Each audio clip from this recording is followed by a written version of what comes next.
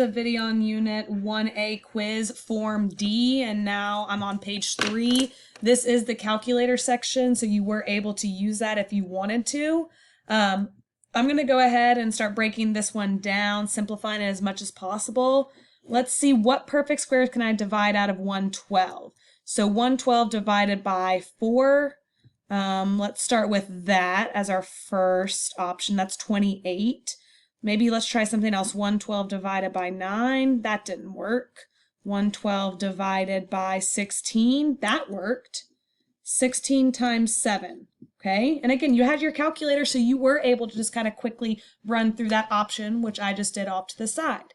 Okay, now this is not an even exponent, so it's not perfect. When it's not perfect, we're going to pull one of the exponent or one of the variables out to the side, giving us an even exponent that we actually can take out.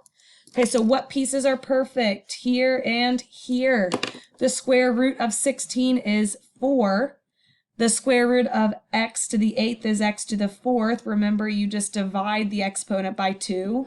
And you have a 7 and an x left inside of your radical. That would be your final answer for this one.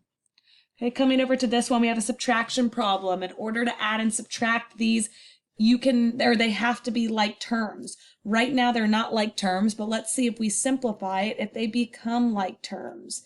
Okay, 45, which perfect square is that divisible by? Well, let's think 9 times 5 would work.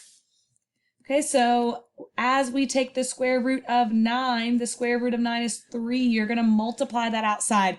Negative 3 times 3 is negative 9, and then there's a rad 5 left underneath. Now these are like terms, so all you're going to do is combine the coefficients. Negative 2 minus 9, that is negative 11 rad 5 as my final answer. Coming down to number 15, this is a distribution problem. So a radical times a radical. With radical multiplication, you do outside times outside. So 1 times 4 is 4.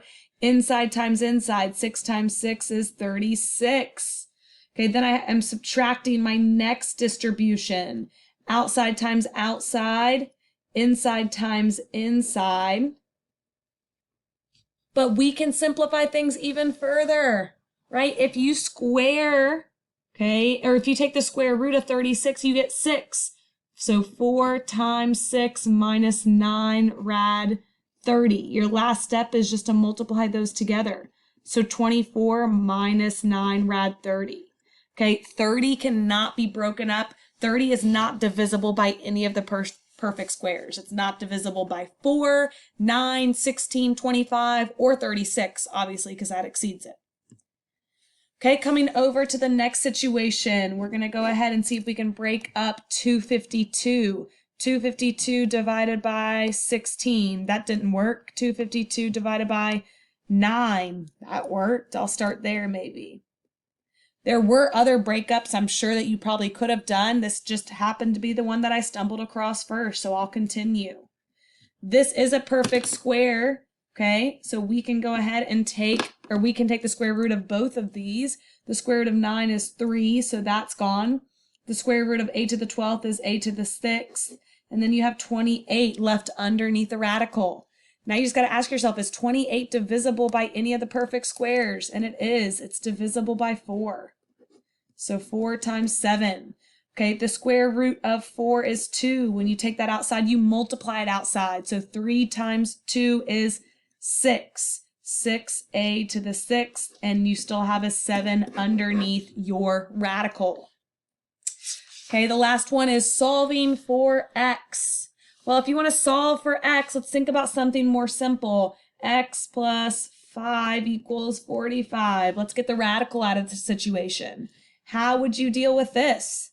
Well, if you want to get x by itself, you're going to have to get rid of the 5. Whatever you do to one side of the equal sign, you have to do to the other to maintain equality, right?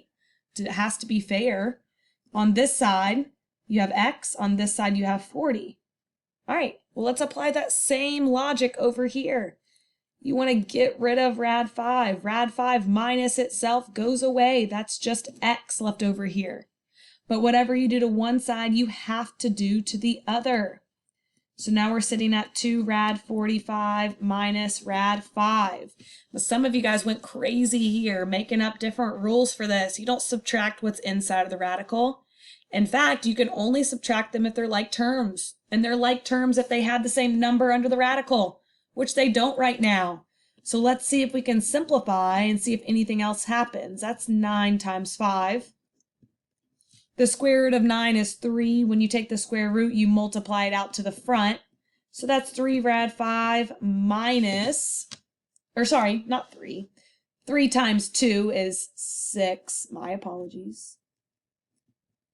Is 6 rad 5 minus rad 5. Now we can subtract them. Now they're like terms. And remember, when you're adding or subtracting radicals, you're just combining the coefficient. Well, what coefficient is right there? That's a minus 1, a negative 1. 6 minus 1 is 5 rad 5. All right, that concludes this video.